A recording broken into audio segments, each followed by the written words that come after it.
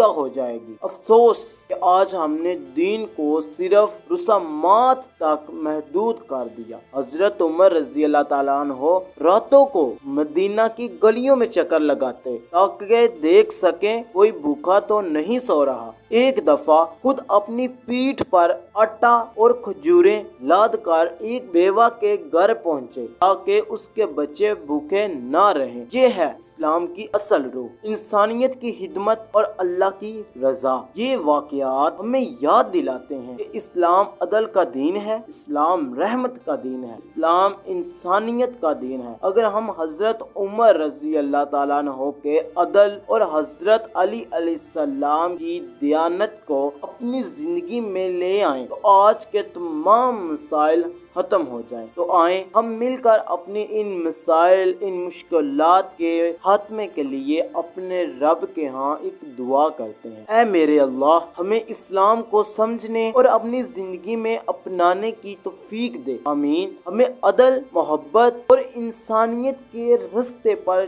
چلنے والا بنا، آمین۔ اور ہمیں صحابہ کرام